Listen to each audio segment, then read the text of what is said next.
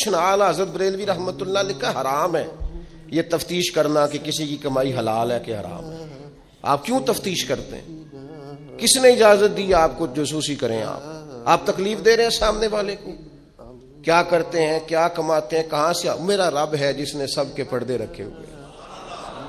اب کیوں ایسی حرکات کرتے ہیں جس کی بنیاد پر جناب کا ذریعہ آمدن کیا ہے؟ میرا ذریعہ آمدن یہ ہے کہ آپ دے جاتے ہیں تو میں کھا لیتا ہوں. آپ اپنا ذریعہ آمدن کی فکر کریں. آپ دوسروں پر کیوں اس قدر زیادہ بوجھ ڈالتے ہیں؟ اور پھر کھانا سامنے رکھا جاتا ہے، یہ میں نہیں کھاتا. تو آپ کو جو کھانا تھا گھر سے لے آتے، کیا یہ اچھا ہوتا؟ یہ میں ایک زمانہ ہو گیا جی میں نے یہ نہیں کبھی کھایا. تو کیا کھاتے ہیں آپ؟ مجھے سالوں بیت گئے ہیں سفر کرتے ہوئے، اور میرے ساتھ پوری جماعت نے سفر کیا ہے. ہفتوں میں گھر سے باہر رہا ہوں. کوئی ایک شخص نہیں، ایسا تو نہیں کہ ساری چیزیں طبیعت کو پسند ہوتی ہیں، لیکن کوئی ایک شخص نہیں بتا سکتا کہ کبھی میں نے کہا ہو یہ مجھے پسند نہیں، میں نے نہیں کھانا، لے جائیں آپ، یہ میری طبیعت نہیں. کیوں؟ میں ایک دفعہ اپنے حضرت صاحب کے ساتھ تھا، ایک جگہ پہ کھانا آیا تو میں نے گھر والوں سے کہا نمک دیجئے گا ذرا. تو سب فرمانے لگے بیٹا آپ نے وہ حدیث نہیں پڑھی کہ حضور نے فرمایا کھانا پسند نہ ہو تو چھوڑ دو لیکن عیب نہ نکالو. فرمایا کس موسم کے اندر انہوں نے کھانا پکایا ہے اور تم نے انہیں یہ کہہ دیا تمہیں نمک ہی نہیں ڈالنا آتا؟ فرمایا ان کے گھر کا ذائقہ ہے، وہ کم کھاتے ہو، تم تھوڑا زیادہ کھاتے ہوگے نمک، بعض لوگ ذرا کم کھاتے ہیں. بعض تم نے یہ کس طرح کی حرکت کی ہے؟ وہ بیچارے جا کے پہلے وہ ڈانٹے گا کہ تم نے نمک ہی نہیں صحیح ڈالا، وہ نمک مانگ رہے، کیا ضرورت تھی؟ تھوڑا سا. وہ حضرت سلمان فارسی رضی اللہ تعالیٰ عنہ کے گھر میں مہمان آ گئے، آپ نے کھانا رکھا تو وہ صاحب کہنے لگے کبھی پودینے کی چٹنی ہو جاتی نا. اب ان کے پاس پیسے نہیں تھے، ان کا لوٹا تھا ان کے پاس پیتل کا یا لوہے کا، لے جا کے گروی رکھا کسی کے ہاں جو وضو کے لیے رکھا ہوا تھا جناب سلمان فارسی نے. پھر وہ لوٹا گروی رکھ کے پیسے لائے، اس کا پودینہ خریدا اور لا کے مہمان کو دیا. تو مہمان کہنے لگا جی اللہ کا شکر ہے ہم قناعت پسند ہیں، جو مل جائے کھا لیتے ہیں. یعنی ایک تو یہ کہ پہلے فرمائش کر دی، پھر اس کے بعد نیک بننے کا ڈھونگ بھی رچایا. بھی کچھ لوگوں کا طریقہ ہوتا ہے وہ سارا کچھ کرنے کے بعد نا، یعنی 2.25 گھنٹے غیبتیں کرنے کے بعد کہنے چلو سانوں کی لگے. بھئی آپ 15 منٹ ہی رہ گئے تھے، 2 گھنٹے پورے ہونے لگے تھے، ساری تو کر لی آپ نے، اب پیچھے بچا کیا ہے؟ تو وہ کہنے لگے جی میں قناعت پسند ہوں، جو مل جائے کھا لیتا ہوں. تو حضرت سلمان فارسی ناراض ہوئے، جلال میں آ فرمانے لگے اگر تم قناعت پسند ہوتے تو میرا وضو کا لوٹا آج گروی نہ پڑا ہوتا. تم قناعت پسند ہو، اوپر سے جھوٹ بولتے ہو. لیکن تکلیف دینا، اذیت پہنچانا، ذہنی طور پر کسی کو ٹارچر کرنا. میری اب کبھی طبیعت خراب ہو جاتی ہے نا جی، تو چونکہ محبت کرنے والوں کی لسٹ لمبی ہے، طبیعت خراب ہو جاتی ہے تو میں بتاتا نہیں، کتنے دن خبر نہیں ہوتی. میری خواہش ہوتی ہے، پچھلے دنوں بھی ایک پورا دن ہاسپٹل میں گزارنا پڑا، میں نے بتایا نہیں. افواہ تھی کہ میری طبیعت خراب ہے، لوگوں نے پوچھ کر بیمار کر دیا، نئے سرے سے بتانا پڑتا ہے ہویا کی سی. اور پھر کچھ تو اتنے خاص محبت کرنے والے ہوتے ہیں کہ انہیں پوری ڈیٹیل چاہیے ہوتی ہے پس منظر سمیت. آپ حضور علیہ الصلوۃ والسلام نے فرمایا بہترین عیادت وہ ہے جو جلدی ہو. نہیں تھوڑی دیر کے لیے مریض کے پاس جائیں، یہ بہقی میں حدیث موجود ہے. بہترین عیادت، بہترین تیمارداری وہ ہے جو جلدی ہو. فٹافٹ آپ آئیں، تھوڑی دیر بیٹھیں اور چلے جائیں. اتنی تفصیلات، پھر 7 نسخہ جات، پھر یا کچھ لوگ تو ایسے ہوتے ہیں جو اتنا ڈرا جاتے ہیں بیمار آدمی کو کہ وہ جلدی فوت ہونے والا ہو جاتا ہے. اس کہتے ہیں فلانے کو بھی یہ مرض تھا بیچارہ، 4 بچے ہیں، فوت ہو گیا ہے. آپ کو تو کہا تھا تسلی دیتے، مریض سے دعا کراتے، پھر ضد کریں گے، اصرار کریں گے، یہ کھا لیں، کھائیں گے تو اٹھیں گے، تھوڑا سا تو لیں. اللہ کے بندے، نبی کریم علیہ السلام نے فرمایا بیمار سے ضد نہ کرو، اسے اللہ کھلا پلا دیا کرتا ہے. تم ضد کر رہے ہو، اصرار کر رہے ہو، تکلیف دے رہے ہو، اذیت پہنچائی جاتی ہے. بڑے درویش آدمی تھے حضرت سری سختی، کبھی کسی سے سخت جملہ نہیں کہا. آپ بیمار تھے، ایک صاحب تیمارداری کرنے آ گئے، تو آپ کا خیال تھا کہ وہ ہو گئی تیمارداری، وہ جائیں. کئی لوگ ان کے بعد آئے چلے گئے، لیکن بیٹھے ہوئے ہیں، جا ہی نہیں رہے. تو حضرت سری سکتی رحمۃ اللہ تعالی علیہ اب بعض دفعہ مروت ایسی ہوتی ہے کہ بندہ اپنی زبان سے معزز آدمی کہہ نہیں پاتا، لیکن وہ چونکہ تکلیف میں تھے، سردی کا موسم تھا تو دروازہ کھلا رہ گیا، تو وہ صاحب کہنے لگے حضور دروازہ بند کر دوں، ٹھنڈ آ رہی ہے؟ تو فرمانے لگے کر دیجئے، لیکن اگر کبھی باہر سے کر دینا تو ذرا زیادہ بہتر ہو جائے۔ معنی یہ تھا کہ آپ تشریف لے جائیں، چلے جائیں نہیں کہتے بزرگ۔ آپ کچھ لوگ ایسے ہوتے ہیں انہیں رخصت بھی ذرا اعزاز کے ساتھ کرنا پڑتا ہے، آپ تشریف لے جائیں اور دروازہ باہر سے بند کر دیں تاکہ ہوا بھی نہ آئے اور آپ جیسا کوئی پکا مہمان دوبارہ بھی نہ آئے۔ تشریف لے جائیں، تکلیف نہیں دیں، اذیت نہ دیں کسی شخص کو کسی بھی طرح سے پریشان۔ ایک ہمارے ہاں اور بڑا مسئلہ ہے، میں تو مذاق کر رہا تھا۔ مذاق کیا ہوتا ہے؟ مذاق تو جاہلوں کا کام ہے۔ یہ موسیٰ علیہ السلام کی قوم نے کہا کہ ایک شخص کا انتقال ہو گیا ہے تو ہمیں بتایا جائے کس نے قتل کیا ہے، تو جناب موسیٰ علیہ السلام نے فرمایا گائے ذبح کرو۔ تو ان لوگوں نے کہا آپ ہم سے مذاق کرتے ہیں، اتتخذونہ ہزوا، آپ ہم سے مذاق کرتے ہیں؟ تو فرمایا اعوذ باللہ ان اکون من الجاہلین، میں اللہ کی پناہ چاہتا ہوں کہ میں جاہلوں میں سے ہو جاؤں۔ مذاق کرنے کو جناب موسیٰ نے، قرآن مجید کا پہلا پارہ کہتا ہے جاہلوں کا کام کہا ہے۔ مزاح ٹھیک ہے، دل لگی ٹھیک ہے، یعنی آپ خوش طبعی کریں۔ مذاق تو کسی کے عیب کا ہوتا ہے، تیری آنکھ کس طرح کی ہے، تیری ناک چپٹی ہے، یہ مذاق ہوتا ہے۔ کسی کے رنگ کو لے کر، کسی کے قد کو لے کر، کسی کی توتلی زبان کو لے کر، یہ جاہلوں کی علامت۔ آپ دل لگی کریں، حضور بھی دل لگی فرماتے، مسکراتے دل لگی کریں، اس میں کسی کو تکلیف نہیں ہوتی، کسی کا عیب نہیں اچھلتا۔ کوئی بات ایسی خوشی کی آپ اس پہ خوش ہو جائیں، لیکن آپ یہ جو رویے ہمارے ہاں پائے جاتے ہیں یہ مذاق ہے، اور مذاق شریعت میں جاہلوں کی علامت ہے۔ حضور فرماتے ہیں قیامت والے دن وہ لوگ جو لوگوں کا مذاق اڑاتے تھے، تکلیف دیتے تھے، قیامت والے دن ان کے ساتھ یہ معاملہ ہوگا کہ جنت کا دروازہ ان کے لیے کھولا جائے گا، پھر بند کر دیا جائے گا، پھر کھولا جائے گا، پھر بند کر دیا جائے گا، پھر کھولا جائے گا اور پھر دوبارہ۔ وہ کہیں گے یہ کیا ہو رہا ہے؟ تو انہیں کہا جائے گا تمہارے اس مذاق کی تمہیں سزا دی جا رہی ہے جو دنیا میں تم اللہ کے بندوں کے ساتھ کرتے تھے۔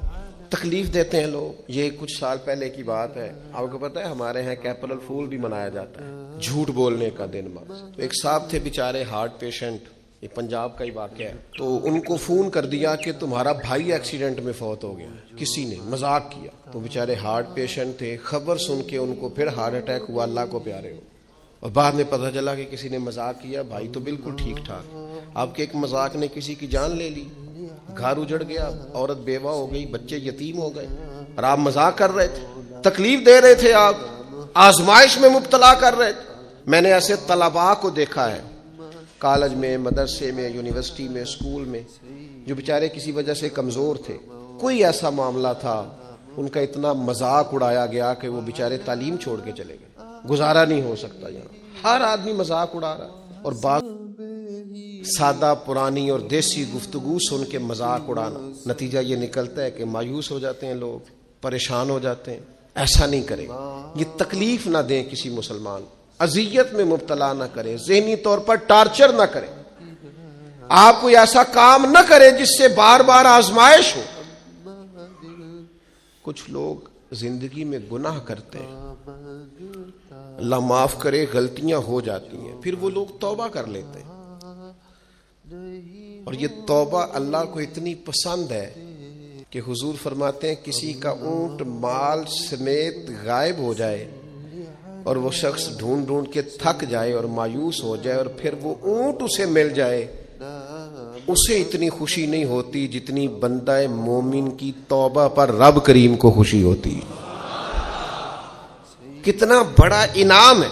حضور فرماتے ہیں ہر شخص خطا کار ہے، پر بہترین خطا کار وہ ہے جو توبہ کرتا ہے خطا کار پر بہترین خطا کار۔ کیا بات ہے اس کی خطا کی، جو خطا کرتے ہی رو پڑا ہے، اللہ کے حضور توبہ کر رہا ہے۔ لیکن لوگ مذاق اڑاتے ہیں لوگوں کے گناہوں کا، وہ توبہ کر چکے ہیں، وہ چھوڑ چکے ہیں، وہ اس راہ سے ہٹ چکے، لیکن مذاق کرنا، مذاق اڑانا، تکلیف دینا، اذیت میں مبتلا کرنا۔ حضور علیہ الصلوۃ والسلام نے فرمایا کسی شخص سے کبھی کوئی گناہ کیا، پھر اس نے توبہ کر لی، فرمایا جس نے دوبارہ اسے اس کا گناہ یاد کرایا اللہ یاد کرانے والے کو سزا دے گا، مرنے سے پہلے پہلے یہ اس گناہ کے اندر مبتلا ہو جائے۔ مسلم شریف میں موجود، اس کو سزا ملے تو ٹارچر نہیں کریں، تکلیف نہیں دیں، ذہنی طور پر لوگوں کو اذیت میں مبتلا نہ کریں۔ اور پھر رشتے دیکھے جاتے ہیں ہمارے ہاں، تو اس قدر زیادہ مطلب آزمائش میں ہم لوگوں کو مبتلا کر دیا جاتا ہے، اس قدر زیادہ آزمائش میں ہمارا چونکہ دیہاتوں سے تعلق ہے، تو پرانی خواتین کبھی جاتی تھی نا رشتہ دیکھنے کے لیے بیٹے کا، تو ان سے کہا جاتا تھا کہ آپ کو وہاں رشتہ نہیں کرنا، تو کہتی تھی نہیں ہم نے نہیں کرنا، تو کہتے تھے بھئی آپ بتائیں کیا وجہ ہے، تو وہ کہتی تھی وجہ کوئی نہیں بتانی، اس لیے کہ میرے گھر میں بھی بیٹیاں ہیں، میں کوئی وجہ نہیں بیان کروں، میں کسی کی بیٹی کا عیب کیسے بیان کروں۔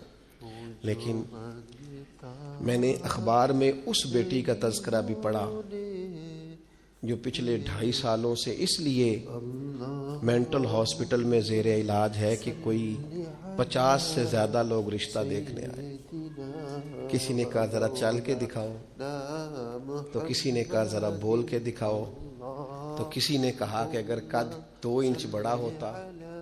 اتنی تکلیف، اتنی اذیت، اور اس دین کے ماننے والے جو دین ہمیں سبق دیتا ہے کہ بیٹیاں اور بہنیں ہوتی برابر ہیں، وہاں یہ رویہ ہمارا۔ اور زیادہ تر ان لوگوں کا معاملہ جن کے پاس نیا نیا پیسہ آیا، نئی نئی دولت آئی، اب ان کو سمجھ نہیں آ رہی کہ وہ کیسے اپنے آپ کو زمین سے اٹھا کے آسمان تک لے جائے۔ خدا کے بندو، اس طرح کی اذیت، اس طرح کی تکلیف، اس طرح کا لہجہ جس سے سامنے والا نفسیاتی بوجھ کے نیچے دب جائے، یہ بندہ مومن کی شان نہیں ہے۔ کبھی بھی ایسا نہ کریں، اجلی اجلی سونی سونی صاف ستھری بات کریں۔ مومن کی شان یہ ہے کہ سب کچھ ہو سکتا ہے، پر مومن جھوٹا نہیں ہوا کرتا، وہ بددیانت نہیں ہوتا، وہ کسی کو تکلیف نہیں دیتا، اذیت نہ دیں، پریشان نہ کریں۔ گھنٹوں بیل بجا رہا ہے گلی سے گزرنے والا آدمی، لیکن صاحب گاڑی لگا کے چلے گئے، انہیں پتہ ہے دوسری گاڑی نہیں گزرے گی، لیکن وہ اذیت دے رہے ہیں۔ ایک چور اوپر سے سینہ زور، اگر وہ باہر نکلے ہیں کہ آپ کو جانا ہے اور سامنے گاڑی لگی ہوئی ہے، تو وہ نکل کے کہتے ہیں کوئی آگ بجھانی ہے آپ نے، جا کے فائر بریگیڈ کی گاڑی پہ بیٹھے۔ نہیں جناب، آگ نہیں بجھانی، لہذا آپ آرام کریں، لگی رہنے دے گاڑی۔ پتہ ہے آپ کو نبی پاک علیہ السلام نے رستے بند کرنے سے منع فرمایا، رستوں کے نشان مٹانے والوں پر لعنت فرمائی۔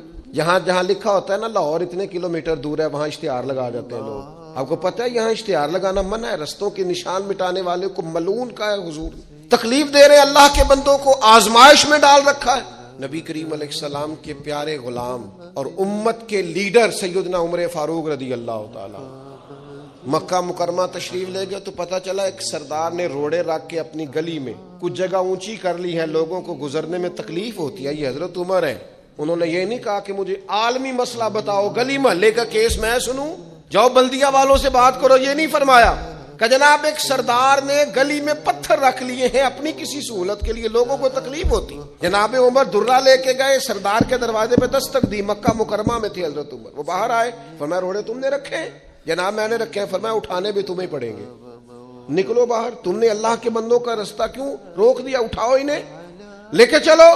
یہاں تو عجیب حالت ہو گئی ہے، آپ کسی کو کہہ کے دیکھیں، اس نے ایک موٹر سائیکل گزارنی ہوتی ہے صرف، لیکن سارے آنے جانے والوں کا رستہ اس نے تھڑی بنا کے روک دیا ہے، اسے کیا لگے؟ اذیت نہ دیں، تکلیف میں مبتلا نہ کریں، اللہ کے بندوں کے لیے آسانی کریں، کوشش کریں ہمیشہ کہ اگر ہم کسی شخص کے ساتھ آسانی کر سکتے ہیں، سہولت دے سکتے ہیں تو اسے سہولت دیں۔ لیکن وہ ایسا عجیب معاملہ ہو گیا ہے آج کل کہ آپ کسی کو کسی ایسی معاملے میں سمجھانے کی کوشش کرتے ہیں تو وہ الٹا اس پر دلائل دیتا ہے، اور میں نے دیکھا ہے ذہنی تناؤ بڑھ رہا ہے، تفکرات میں انتشار ہے، لوگ پریشان ہیں، عجیب و غریب سا الجھاؤ ہے، تھوڑی دیر کی لڑائی کے لیے، تھوڑی دیر جیتنے کے لیے لوگ ایسی ایسی بات کر دیتے جو رات کو سونے نہیں دیتی آدمی۔ دیکھو حضور علیہ السلام نے فرمایا پہلوان تو وہ ہے جو غصے کے وقت اپنے آپ کو کنٹرول کرے، اپنے آپ کو کنٹرول کر لے، غصہ چڑھا ہوا تو پہلوان ہے۔ کیوں ایسی باتیں اپنی زبان سے نکالتے ہیں جو دوسروں کے لیے تکلیف کا باعث ہوتی ہیں، جو اذیت ناک ہو جاتی ہیں، جن کو انسان پھر برداشت کرنے کی طاقت نہیں رکھتا۔ سیدہ عائشہ صدیقہ رضی اللہ تعالیٰ عنہ ارشاد فرماتی ہیں حضور کو جب بھی دو باتوں میں اختیار دیا جاتا، اللہ کے رسول آسان بات کو اختیار فرمایا کر۔ حضور لوگوں کو تکلیف دینا پسند، کبھی ایسا نہیں ہوا کہ کوئی مشکل حکم نبی کریم صلی اللہ تعالی علیہ وسلم نے دیا ہو۔ آسانیاں پیدا کریں لوگوں کے، کوشش کریں ہمارا وجود کسی کے لیے بوجھ نہ بنے، ہماری طبیعت کسی کے لیے تکلیف کا باعث نہ بنے، ہمارے لب و لہجے سے، ہمارے اٹھنے بیٹھنے سے کسی شخص کو کسی قسم کی کسی تکلیف کا سامنا نہ کرنا پڑے۔ بے ضرر زندگی خوبصورت زندگی ہوتی، بے ضرر۔ میں نے پہلے بھی کہا تھا، پھر کہتا ہوں، کچھ داماد صاحب ایسے ہوتے ہیں کہ جو آ جائے نا گھر میں تو سسرال والوں کو مصیبت بنی ہوتی ہے، وہ کہتے ہیں چودھری صاحب آ گئے، بڑی تکلیف کا باعث ہوتا ہے وہ، اور وہ سارا کھانا پینا بھی کھاتا ہے، آرام بھی کرتا ہے، اور جاتی دفعہ اپنی بیوی سے کہتا ہے تیرے پیکے میری عزت نہیں کرتے، وہ اذیت دیتے ہیں، تکلیف دیتے ہیں۔ کچھ لوگ ایسے بے ضرر ہوتے ہیں، وہ کہیں چلے جائیں آ جائیں، اسی کسی دے کچھ بھی نہ لگ دے، نہ کوئی زیادہ درد، بے ضرر، جہاں بیٹھے ہیں وہاں بیٹھ گئے۔ ایک دوست تھے بڑے پیار والے اور بڑے سیانے آدمی ہیں،